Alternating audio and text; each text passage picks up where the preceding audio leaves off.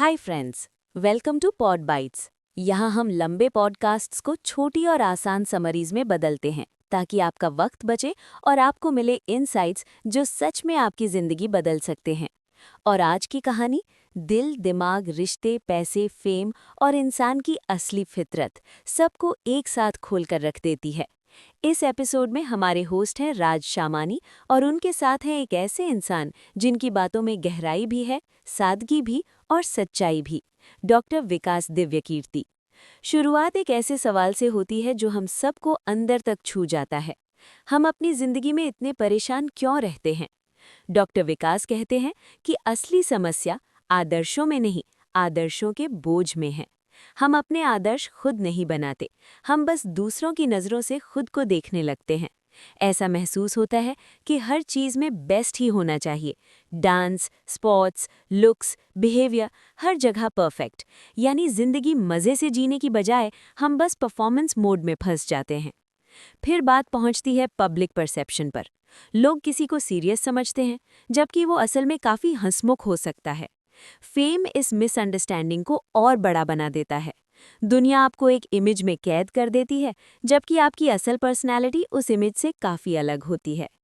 इसके बाद डिस्कशन आता है पैसों पर, शायद सबसे रिलेटेबल टॉपिक। डॉक्टर विकास बताते हैं कि 16 से 28 साल की उम्र अगर फाइनेंशियल स्ट्रगल में गुजरी हो तो पैसे का डर कभी नहीं जाता। चाहे आज आप करोड़ों कमा रहे हों, फिर भी मन में एक हल्का सा डर बना रहता है।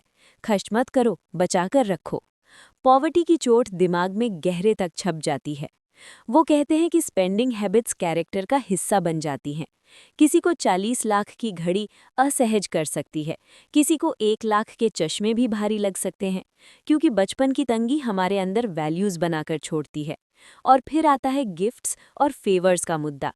डॉक्टर विकास साफ कहते हैं कि इस दुनिया में कोई भी चीज़ फ्री नहीं होती, हर चीज़ का इमोशनल और सोशल कॉस्ट होता है।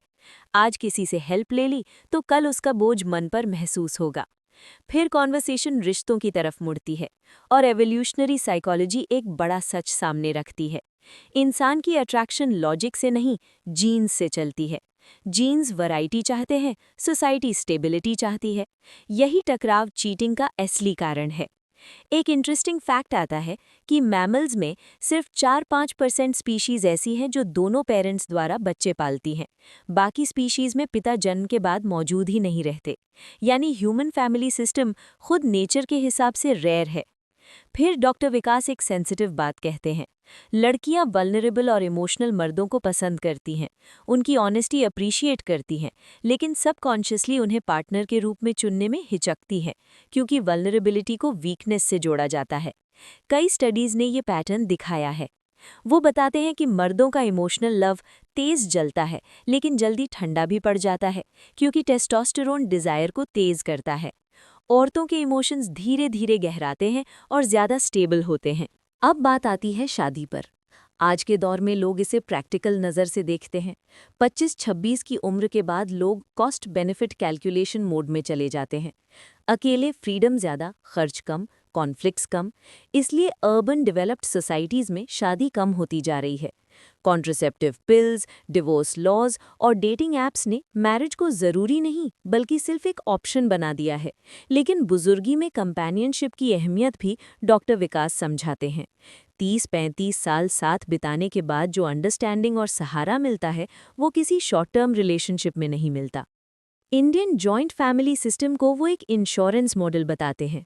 अगर एक कमाने वाला गिर गया तो पूरा परिवार संभाल लेता था। इस सिस्टम ने समाज को मजबूत बनाया। फिर एम्बिशियस लोगों की बात होती है, जैसे रतन टाटा या एपीजे अब्दुल कलाम। ऐसे लोग मिशन ड्रिवन होते हैं, जिनकी जिंदगी का एक साफ मकसद होता है। शादी के रिस्पॉन्सिबिलिटीज़ उन्हें स्लो कर सकते हैं, इसलिए कई बड़े अचीवर्स कॉन्शियसली शादी अवॉइड करते हैं। ट्रेडिशनल बिजनेसेस मैरिज को लेकर रिजिड क्यों होते हैं? डॉक्टर विकास बताते हैं कि बिजनेस और परिवार एक दूसरे से जुड़ा होता है। प्रॉपर्टी और ओनरशिप स्कैटर्ड ना हो, इसलिए कई ट्रेडिशनल फैमिलीज इंटरकास्ट या इंटर रिलीजियस मैरिजेस से डरती हैं। कॉर्पोरेट कल्चर थोड़ी फ्लेक्सिबिलिटी देता है, पर ट्रेडिशनल बिजनेस हाउसेस अब भी इसी पुराने मॉडल पर चलते हैं। फिर आता है बड़ा सवाल, क्या मोनोगमी नेचुरल है?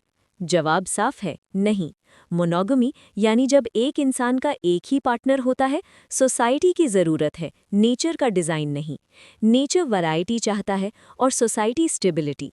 सेम क्लैश प्रॉपर्टी सिस्टम्स और पैटर्निटी कंट्रोल यानी बच्चे का बायोलॉजिकल पिता बिना किसी डाउट के तय रहे, इसलिए औरत की सेक्सुअल फ्रीडम पर कंट्रोल से भी जुड़ा है। चीटिंग के रियल नंबर्स सोसाइटी में ओपनली नहीं दिखते। कई अनकंफर्टेबल ट्रूथ्स छिप जाते हैं। ऑल्टरनेटिव्स जैसे पॉलीगमी यानी जब एक इंसान के एक से ज़्यादा स्पाउसेस होते हैं, और पॉलीएमरी यानी जब एक से ज़्यादा रोमांटिक रिलेशनशिप्स सबकी जानकारी और कंसेंट के साथ होते हैं, भी कई सोसाइटीज़ में एग्जिस्ट करते हैं। जैसे उत्तराखंड की खास ट्राइब में ब्रदर्स एक ही पत्नी शेयर करते हैं ताकि प्रॉपर्टी न टूटे। फिर डिस्कशन लोनलीनेस पर पहुंचता है और ये हिस्सा दिल पर सीधा असर डालता है। डॉक्टर विकास कहते हैं कि आज मर्दों में सबसे बड़ी एपिडेमिक लोनलीनेस है। वो अपने इमोशंस दबा कर रखते हैं, जिससे दोस्त कम होते जाते हैं, और हायरार्की जितनी बड़ी, लोनलीनेस उतना गहरा। टीचर्स, लीडर्स, हेड्स, इनसे लोग दोस्ती नहीं करते, सिर्फ रिस्पेक्ट करते हैं। सोशल मीडिया फेम एक और मुश्किल लेकर आता है। छोटी बात बिग कंट्रोवर्सी बन जाती है। 2019 की मिसअंडरस्टैंडिंग और सीसीपीए वाले मामले में भी यही हुआ। जबकि कई इंस्टीट्यूशंस पर फाइन लगाया गया था, स्पॉटलाइट सिर्फ उन्हीं पर आ गई। सक्सेस पर आते हैं तो डॉक्टर विकास कहते हैं, टैलेंट या लक नहीं, असली गेम परसिवियरेंस है। लंबा चलने की ताकत, कंसिस्टेंटली काम करते रहने की आदत ही सक्सेस बनाती है। क्रिएटिविटी पर उनका नज़रिया सुंदर है। दिमाग में दो अनरिलेटेड आइडियाज़ टकराते हैं, तभी कुछ नया पैदा होता है। एक्सपीरियंस और क्यूरियोसिटी साथ आए तो माइंड नए रास्ते बनाता है।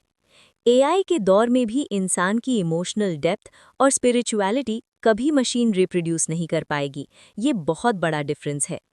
टीचिंग पर एक ऑनेस्ट बात, कई टीचर्स गिल्ट महसूस करते हैं कि वो स्टूडेंट्स को वो सिखा रहे हैं जो खुद अचीव नहीं कर पाए। लेकिन टीचिंग ही एक ऐसी चीज़ है जो इंसान को हर दिन कुछ नया सोचने पर मजबूर करती है। और आखिर में डॉक्टर विकास कहते हैं कि जीन्स और सोसाइटी के बीच संघर्ष हमेशा रहेगा, लेकिन अगर इंसान खुद को ऑनेस्टली समझ ले, अपनी रियलिटीज़ एक्सेप्ट कर ले, तो ज़िंदगी बहुत आसान हो सकती है। इसी के साथ दोस्तों, अगर आपको ये समरी पसंद आई हो तो वीडियो को लाइक ज़रूर करें, चैनल को सब्सक्राइब करें और कमेंट्स में बताएं कि नेक्स्ट कौन सा पॉडकास्ट समरी सुनना चाहेंगे।